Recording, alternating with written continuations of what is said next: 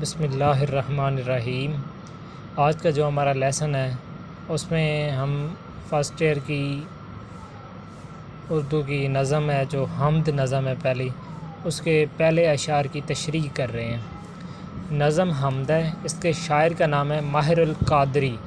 ٹھیک ہے، حمد سب سے پہلے یہ دیکھیں گے ہم کہ حمد کسے کہا جاتا ہے۔ نظم کی وہ قسم جس میں اللہ تعالیٰ کی بڑائی اور خصوصیات بیان کی جائیں حمد کہلاتی ہے۔ یعنی کہ وہ چیز جس میں اللہ تعالیٰ کی بزرگی، اللہ تعالیٰ کی خصوصیات یا اللہ تعالیٰ کی تعریف بیان کی جائے اسے حمد کہتے ہیں۔ اس کا جو پہلا شعر ہے فکر و دانش، کوئی لوگ اسے فقر و دانش پڑھتے ہیں، جس طرح آپ کو بہتر لگے اسی طرح آپ پڑھیں۔ کی ہے معراج خدا کا اقرار، یہی وجدان کی آواز ہے فطرت کی پکار۔ اس کا جو مفہوم ہے اور تشریح ہے، کیونکہ بورڈ میں پہلے مفہوم دیکھا جاتا ہے پھر تشریح دیکھی جاتی ہے، تو اس لیے پہلے اس کا مفہوم لکھا گیا ہے۔ تو اس کا مفہوم ہے ہماری سوچ کا معیار تب بلند ہوگا جب ہم اللہ کا اقرار کریں گے، یہی چھپی ہوئی بات ہے اور یہی فطرت کی پکار ہے۔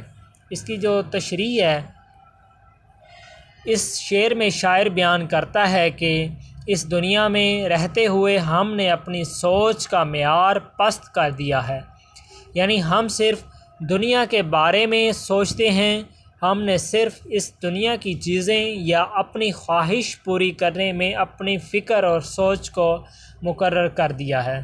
ہم یہ دیکھتے ہیں کہ ہم نے دنیا میں کیسے ترقی کرنی ہے اور اپنی سہولت کے سامان کیسے پیدا کرنے ہیں۔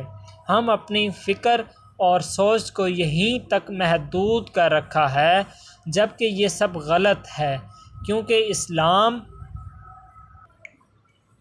اس کی اجازت نہیں دیتا کہ اس دنیا میں کھو جاؤ۔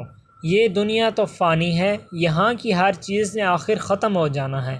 آخرت کی دنیا ہمیشہ رہنے والی ہے، اس پر ہم توجہ نہیں دیتے۔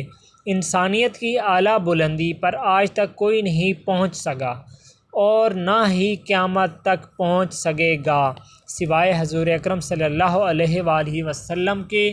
وہ انسانیت کی اعلیٰ معراج پر پہنچے، یہاں اس مقام تک پہنچنے کی کوشش میں کندن بن جاتا ہے۔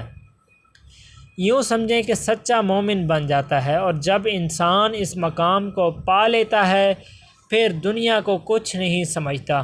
اس مقام تک پہنچنے میں انسان کو اپنی ذہنی سطح، فکر اور سوچ کو بلند کرنا ہوگا، یعنی اللہ کو ایک ماننا اور یہ ماننا کہ سب کچھ وہی کرتا ہے، اس کے سوا اور کوئی کچھ نہیں کر سکتا۔ جب یہ یقین دل میں پیدا ہو جاتا ہے تو انسان اس دنیا سے دل نہیں لگاتا، بلکہ اللہ پر پکا بھروسہ رکھتا ہے اور سب کچھ اللہ سے ہونے کی امید رکھتا ہے۔ یہی بات اللہ کا اقرار ہمارے ایمان کا بھی حصہ ہے۔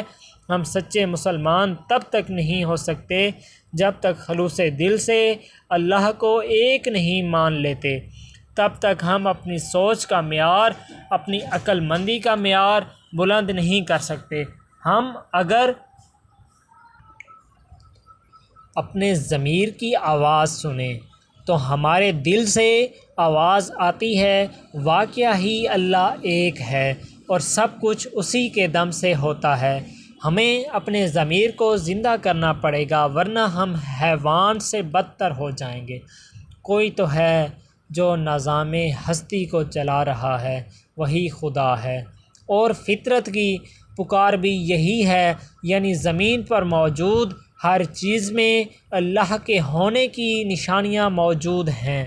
ہم درختوں کو دیکھ لیں اور چرند پرند کو دیکھ لیں، ان میں نشانیاں موجود ہیں، اور پکار کر کہتے ہیں کہ واقعہ اللہ ایک ہے، ہر چیز اسی کے اختیار میں ہے، مگر ہم انسان ان نشانیوں کو سمجھنے کی کوشش ہی نہیں کرتے، بلکہ اپنے سے خود باتیں بنا کر ان نشانیوں کو نظر انداز کرنے کی کوشش کرتے ہیں۔